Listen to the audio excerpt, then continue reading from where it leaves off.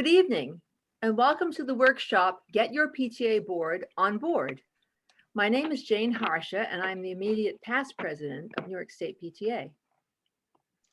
Hello, I'm Patty Frazier, and I'm currently serving as New York State PTA Treasurer. It's our pleasure to join you tonight for this presentation. We will be following along with you in the chat box, so please feel free to put questions and comments there during the presentation, and then we'll also stay after with you to answer any questions that may arise during the presentation.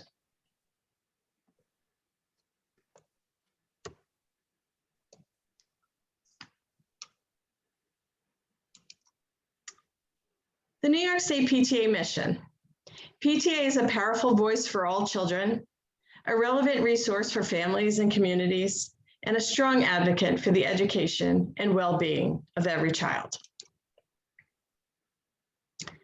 Your PTA board should be mission-focused and mission-driven. By doing this, you'll set the framework for participation by all of your members in your various programs and events. Board members, whether they are elected or appointed, are your unit's ambassadors. You set the tone and direction for the association and the work they will do throughout the year. You will protect and enhance the reputation of your PTA as a leading voice for all children. Not only will you protect your reputation, but you will protect that of New York State PTA and the National PTA. By ensuring your work keeps your PTA unit in good standing, you will be a healthy and strong unit, and everybody will be able to carry out their work in a way that accomplishes the goals and mission of PTA. And then finally, as ambassadors, your work will be carried on throughout the year and seen by many, not just your members, but your community. All of them who will be looking to you to, again, bring about the mission of PTA and make sure that every child's potential becomes a reality. And as treasurer, I would be remiss without noting that by staying mission-focused, a PTA unit meets the requirements of being a tax-exempt 501c3 organization. What this means is your tax-exempt status is granted by the federal government as an organization that is committed to your mission. So by staying focused on your mission, you will not be assessed federal taxes on any of the revenues that your association takes in. Throughout our presentation, we'll be throwing you some lifelines. And our first is this: we are number one. As a brand, and for 125 years, PTA has been the top of the line advocacy organization for children. So please remember to include that in all of your thoughts about how you are doing the work of PTA and what you're sharing with your members. So we come to the question of why have an executive board? Well, first, it's in the bylaws, so you are required to have one. But more to the point, the executive board conducts the business of the unit throughout the year. It's not possible to have so many general membership meetings to carry out all of the responsibilities of the board. So the board acts on behalf of the members to lead and direct unit activities throughout the school year or the PTA year. The board also establishes unit goals and plans to achieve them. Those goals and plans will be executed by members and volunteers during the year, but the executive board sets out the guidelines. It's good for units to establish yearly unit goals that can provide focus as they follow through the year and present their activities and events. The board also creates unit policies and procedures to provide means to conduct the business of the organization in an effective and responsible way. And the board also establishes new programs and committees should they decide to adopt some new venture for the year. For example, a PTA may not have done reflections before, and so the board might vote to establish a reflections program in that school. Now, the organization of the PTA is a structure that we describe by the ABC acronym. The A is for the association. This is a general membership of PTA, all the people who have bought a membership card and participate. B is for the executive board. This is a smaller group of people, but they are the main governing body for the whole association. And the final letter C is for the executive committee. This is the smallest group. It's the officers. They are also part of the board, but as officers, they perform a more administrative role for the unit. So our focus for this workshop is on the executive board because that is the most important governing body for a PTA unit. Who is on your PTA executive board? Defined in your bylaws is the makeup of your executive board. That includes your executive committee, mainly your officers, your chairs of your standing committees. And it may also include your immediate past president, if available, the principal or another administrator, a teacher liaison, a parliamentarian, which we note would be a non-voting member of your board, the student representatives, historian, and for central PTAs and SEPTAs, directors or building representatives, and where applicable, a council delegate. The council delegate defined by bylaws can also serve on the executive committee.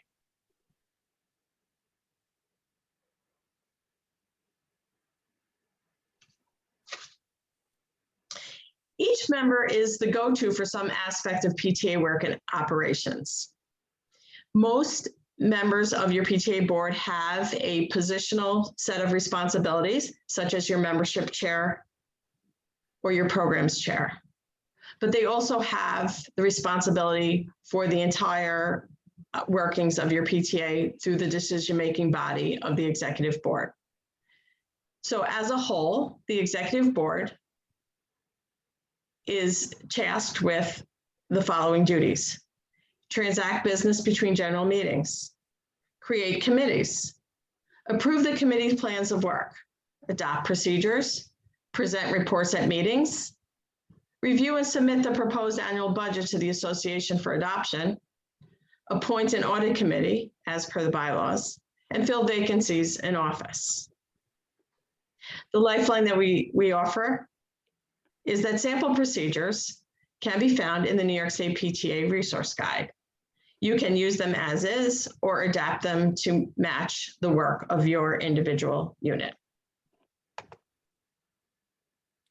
So among the duties of the PTA Executive Board are some responsibilities that are allotted to any executive board of any organization. And these are fiduciary responsibilities. We often associate the word fiduciary with financial, but actually it has a broader meaning than that, although it does include financial responsibility. So a fiduciary is a person who holds something in trust for another. This is from the New York State PTA Resource Guide. Or put another way, a person who holds a legal or ethical relationship of trust with one or more other people. That person holding the relationship of trust would be the board member, and the other people would be the association, the members of the PTA unit. So there are three specific duties that are associated with these financial responsibilities, these fiscal fiduciary responsibilities: the duty of care, the duty of loyalty, and the duty of obedience. The duty of care is very simple. It's saying that although you don't have to be an expert in management, a responsible board member should make common sense decisions, making a best effort to make decisions that would be appropriate ones for the unit and be consistent with ethical guidelines of good conduct. That would make them good stewards of the unit overall.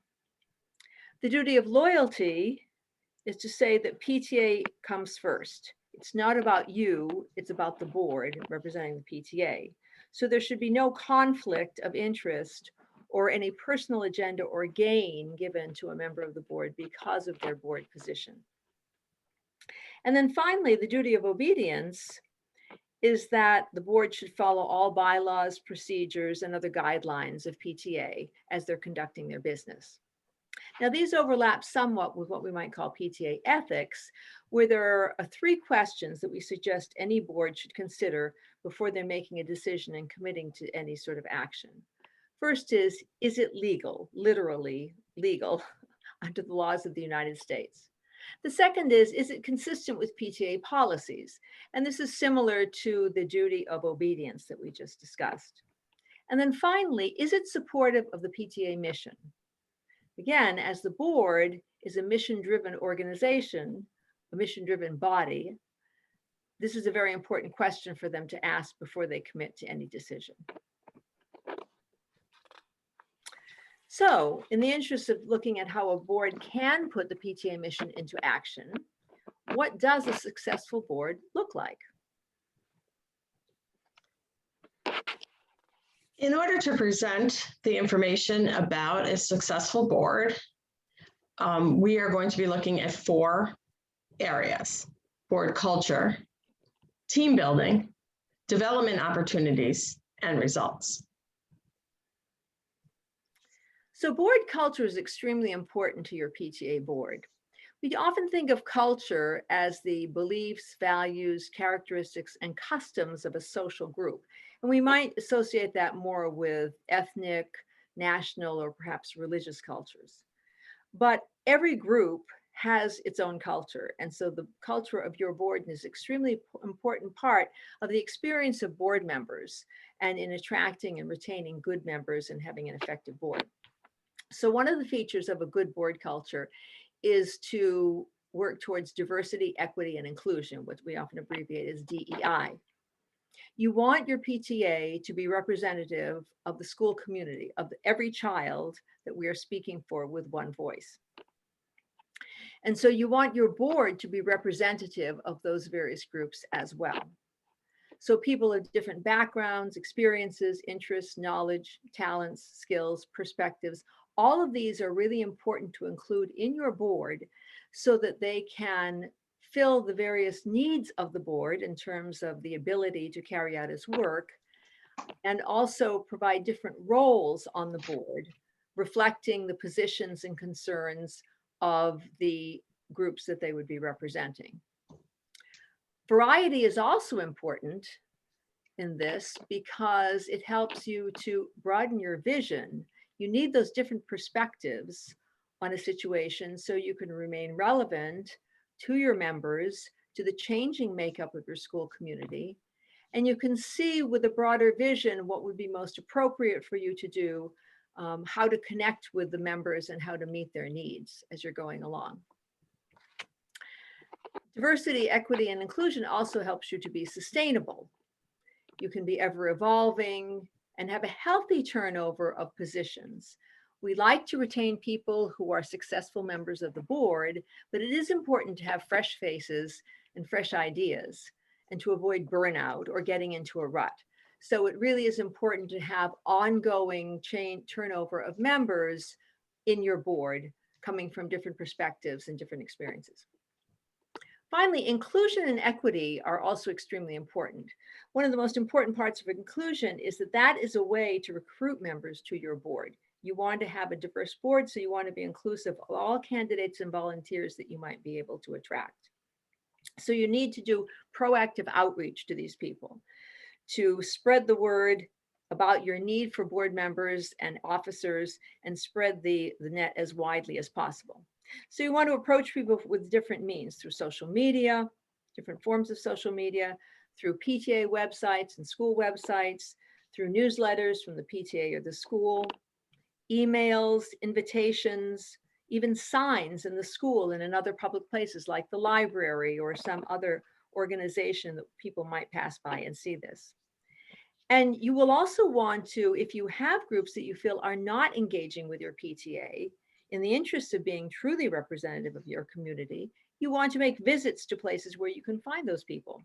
So one example might be a PTA that knows that it has a cohort of people among its parents who are Spanish speaking and often attend Spanish language religious services. And so this particular PTA arranged to be able to talk with the parents at the end of those religious services to be able to make their appeal for them to become members and also to become volunteers with that PTA. Equitable access is also important if you really want diversity, because you have to remove barriers to people being able to work with your PTA. So the time, place, and format of your meeting is important. The technology that the people might need, the access or the specific devices that they need to join in. Do you need to have adaptive devices for members who might have a disability? Do you need to provide babysitting so that parents can attend? Or maybe a light meal so that people can stop at the board meeting on the way home from work? All of these are ways for you to level the playing field so anyone who really wants to be a contributor and a board member will be able to do that. Another important ingredient of your board culture is respect. Always respecting members, students, school families and staff, and the community at large. We want to be a good public face for PTA. The result of this respect is that you'll have positive relationships with the board members. People will feel accepted, know that people have regard for their thoughts and feelings, and develop a relationship of trust, which is crucial for a board to be effective. Confidentiality is also important. In board discussions, what happens in a meeting should really stay in that meeting and not become public discussion. If there's a private disagreement, that should remain private and be worked out among the board members. People have to feel that they are safe expressing themselves and taking actions and making decisions on behalf of their PTA. The contributions of all also need to be appreciated, welcomed as input from new colleagues. And even if the input doesn't seem new to you because you may have tried this thing in the past, you can still come back to it, acknowledge the idea that the person gave you, and give them their first impression that their feelings and their ideas are valued. Even if in the end, it doesn't work out quite as they may have expected in terms of the actual activity. But they need to be included and feel that they are valued. And then finally, communication. Good communication is extremely important. It should be, again, proactive and transparent. Assume that everyone needs to know the information you have. Maybe they already know the facts, maybe they already know about the situation, but it's better to inform too much than to assume that people understand and not give them information that they may be too inhibited or embarrassed to ask about. Transparency is also important in the interest of establishing trust. And if you even have bad news to share, it's better to go ahead and share it, because if you don't, it will get out and then people will think that you were doing underhanded things and deceiving them. And that really undermines the culture of your board. And communication needs to be two-way. When you're speaking, to be open, honest, and empathic to people. Anticipate, how will this person I'm talking to feel about the way that I'm expressing myself or what I'm telling them. And you can adapt what you're saying to try to meet their needs or concerns. The better part of a conversation is good listening. And this means focused, undivided attention on the person who's speaking, intentional, directed listening, trying to understand and validating their concerns, even if you don't share them, that they have a legitimate concern and you are acknowledging it, saying, oh, I think I see you saying this, or it seems that you're feeling that, so that they know they have gotten your ear and the communication has been successful. This is extremely important if you want people to communicate and trust one another in general.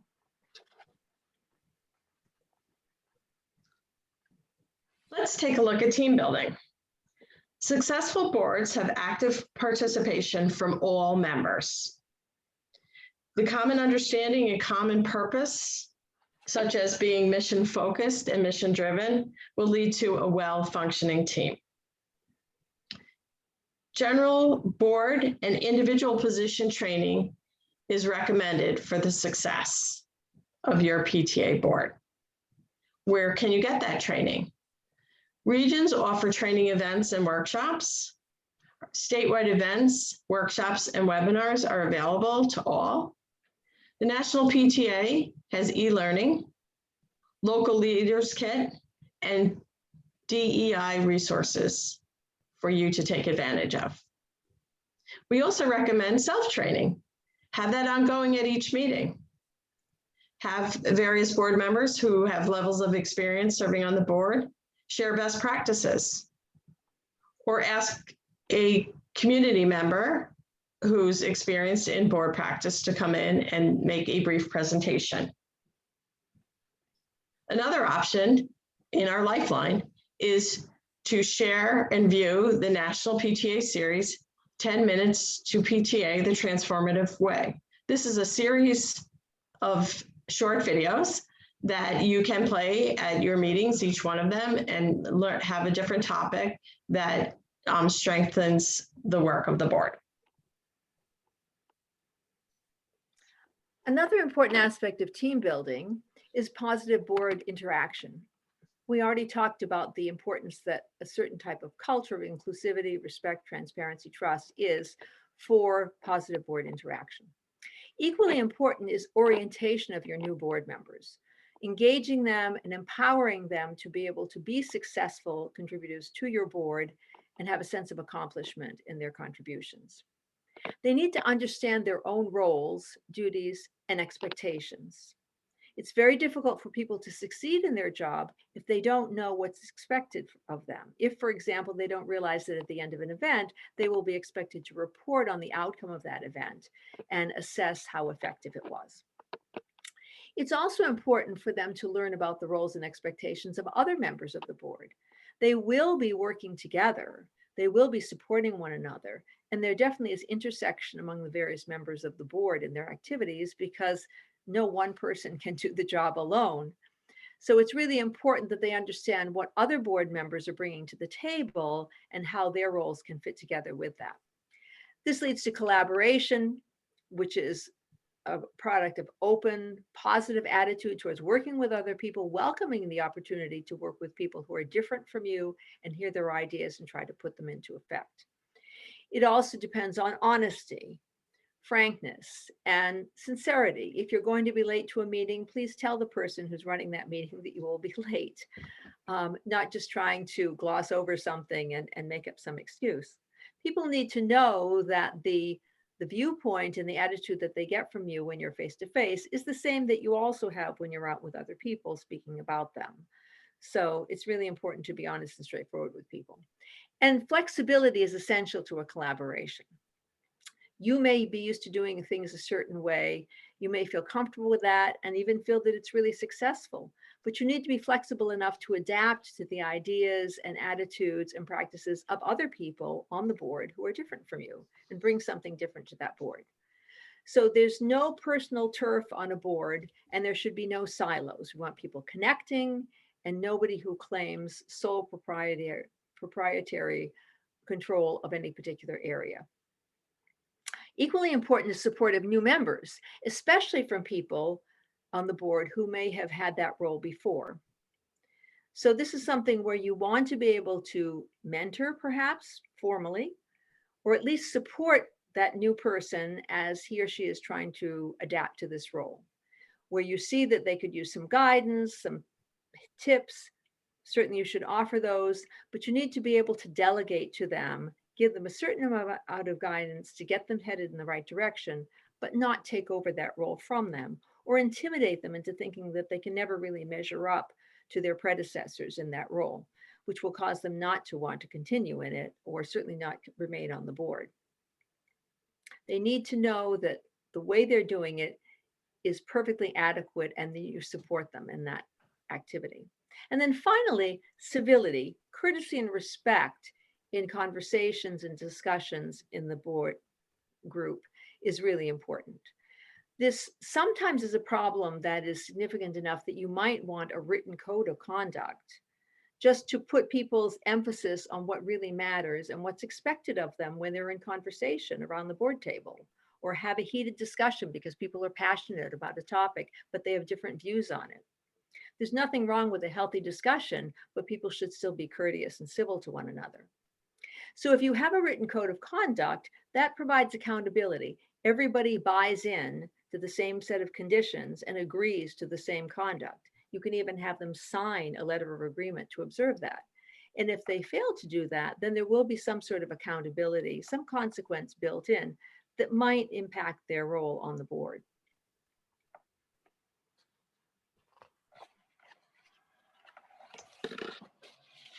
A well-functioning team will practice conflict prevention and be prepared for conflict resolution. In order to prevent conflict, somewhat the opposite of our positive board interaction, but similar reasonings to bring about conflict prevention is also the knowledge of PTA, the roles and responsibilities of the other board members and your own particular position, as well as the bylaws, procedures, and policies of the association. By establishing a sense of trust among the members of the board, that will go a long way to preventing conflicts coming up in the future.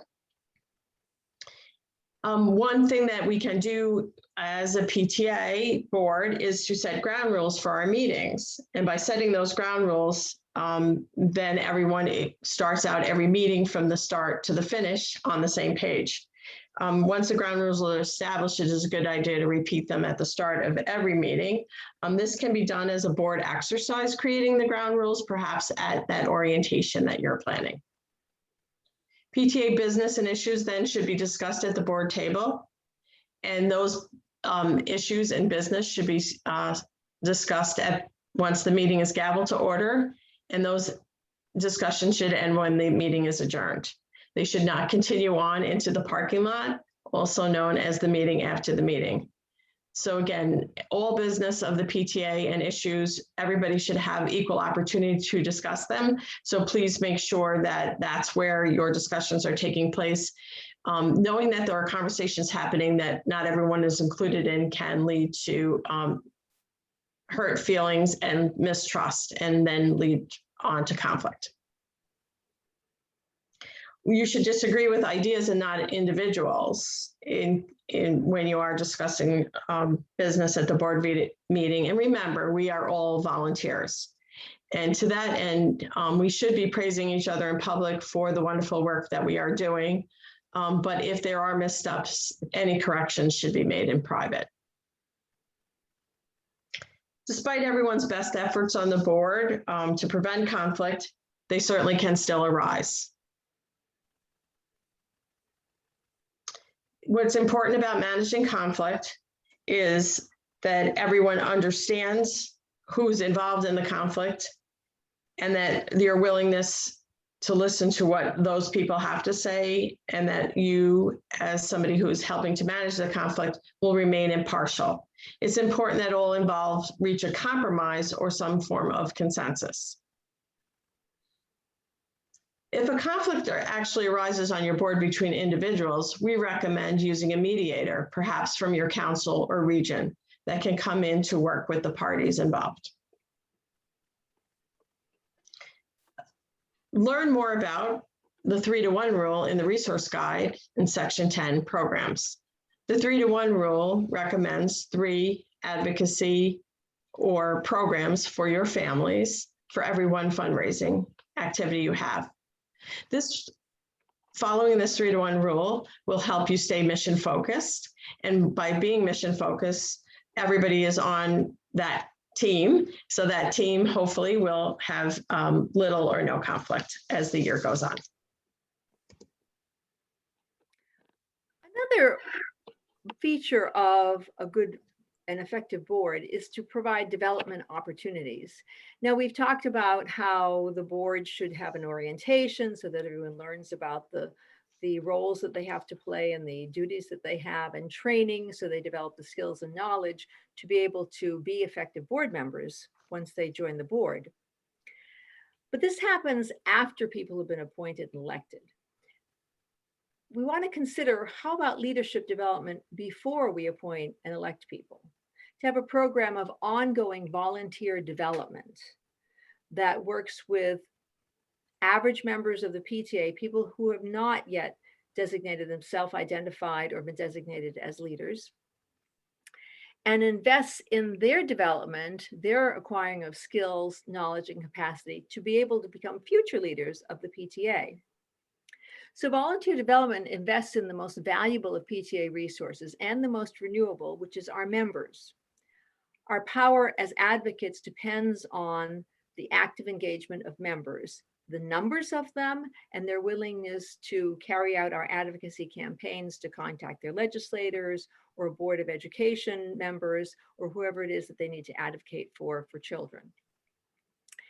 We're also investing in the present and future of our unit, as well as New York State and National PTA, by developing this sort of personnel as a future resource for our PTAs. Now, parent and member education is a long-standing PTA tradition all the way back to the founding of this organization. It continues to be a very inclusive engagement tool, however.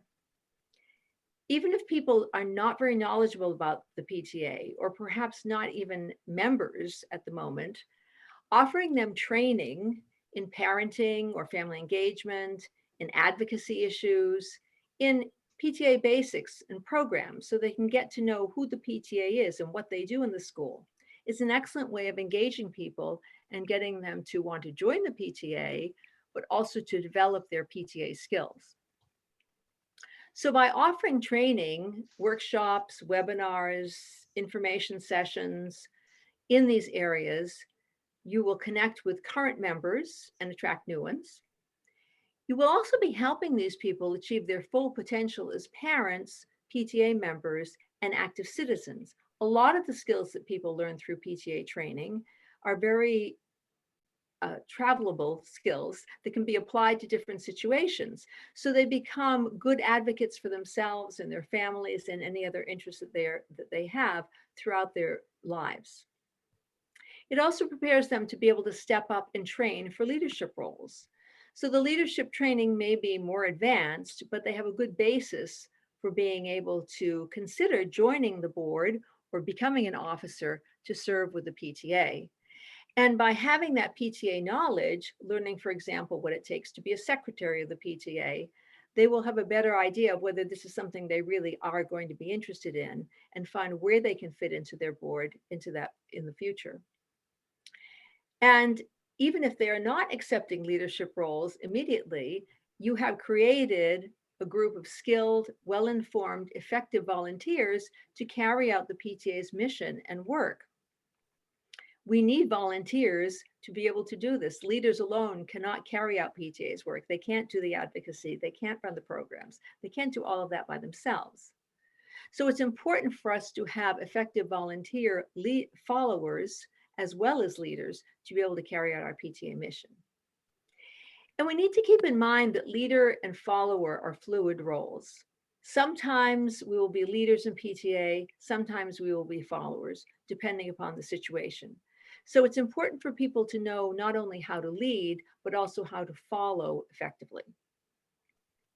So investing our time in developing our volunteers from the very beginning is an excellent way of building the future of our PTA. Results. Did your board achieve your mission-related goal? It's very important for the board to take a look at how things went throughout the year based on their goal and the effects of that goal, whether they achieved it or came close or almost achieved is how we like to say. Ways to do that is through assessment. You can choose to have a casual or formal assessment. A casual assessment could just be a conversation around the table where everybody shares their thoughts, or it could be more formal, as in the form of survey or or a Google Doc type questionnaire that people complete and submit, and the answers are collected and reported out on. The assessments can be done for individuals, both anonymous or, again, as part of a written form that they complete and add their name to, or as a group. And sharing opinions together as a group, you can really take advantage of the synergistic effect of everybody wanting to share their thoughts on how the year went. It could be formative or final. Formative assessments take place immediately following either the activity, the event, or you can do it on a month-to-month basis as you keep track of your path to your goal. A final assessment, of course, would be done at the end of the year as an overarching assessment of the year. Guided conversations can also be very helpful, using either a roses and thorns type of conversation or a SWOT assessment that is done to look at your successes, your weaknesses, your opportunities, and your threats. It's important to understand the impact of the work that you had undertaken throughout the year as it related to your goal. Were there the intended consequences? Did you reach your goal? Are you bringing in new members because your goal shows that we're trying to make our mission possible? And that certainly is something that most people would respond to positively. Is your community continuing to become members? Will they buy into PTA next year because of the work you did this year? We have to sometimes look at the unintended consequences. They can be both positive and negative. From the positive perspective, are we getting new ideas, new actions to take? Volunteers are willing to do more and to step up to leadership roles, or step up to leadership roles or participation beyond your unit at your council, region, or state level. A celebration is always a great way to share your results. Public recognition of your events and programs, as well as the volunteers that help to make them happen, is a great way to showcase your PTA. The celebration can be in person, as a social media post, or an article in your newsletter, or a local news publication. Regardless of how close you came to achieving your goal or how far over your goal you went, appreciation of all who are involved is very important. And it really ends the year on a high note and leaves everybody almost wanting more. And we know then they'll be willing to come back next year and do even more for the PTA. Set your new board up for success. And one of the ways that you can do that is to distribute an interest profile to your current board members. They can complete this and indicate what areas of PTA they would be interested in contributing to in the next year. Those can be collected and passed on to the new board, so they already have people that they can be looking to help support whatever goal it is that they set up for the upcoming year. And offering an interest profile to help people decide if they would like to join your board in the future is an excellent way of including people who are not currently on the board as well. So it's a very useful tool. So as we look at the PTA board, we are looking at the act of making your PTA's potential a reality. We talk about making every child's potential a reality, and the board is the tool to making your PTA's potential a reality. Serving on the board is attainable. People should see that it's attainable, that your PTA is inclusive and seeks out diversity and diverse membership and is very welcoming to new people and new ideas. They should also see that serving on the board is feasible, that if they join the board, they will be well trained and prepared to be able to be successful in their role on the board. They will also be supported in their efforts with people who will have their back and help them to be successful and not fail or fall short of expectations, and to encourage them to continue to expand their board participation. And they also will see that it's sustainable, that you can have a full-time job and be a full-time parent and still be able to fit into your PTA board, because we are a flexible organization, and as a volunteer organization, we realize that we need to adapt to meet the needs of our members so they can participate. And lastly, they should see that it's rewarding, that being on a PTA board is honorable service done for the children and parents and school community. That it's productive because PTAs do projects together. They create things, they start programs, they carry out campaigns, and these are concrete things that you can see and feel good about having participated in at the end of the year. And also that it's rewarding because you are valued as a board member. Your presence, your efforts, and your contributions, whether you're new or experienced, are equally valued by the board members and by the PTA unit. Finally, we have a comment from Andrew Carnegie about teamwork. Teamwork is the ability to work together toward a common vision, the ability to direct individual accomplishments toward organizational objectives. It is the fuel that allows common people to attain uncommon results.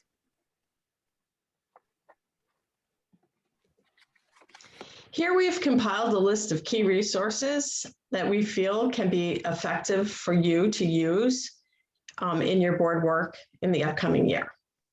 Some of these resources we had mentioned throughout the presentation, and we also want to just point out our Facebook groups. If you haven't had the opportunity to already sign on to join those, they are a great conversation piece as well as a place to seek information and advice. So thank you for attending our workshop, Get Your PTA Board on Board. And please join us in the chat room to contribute your questions and comments and have a little conversation to follow up our presentation. Thank you.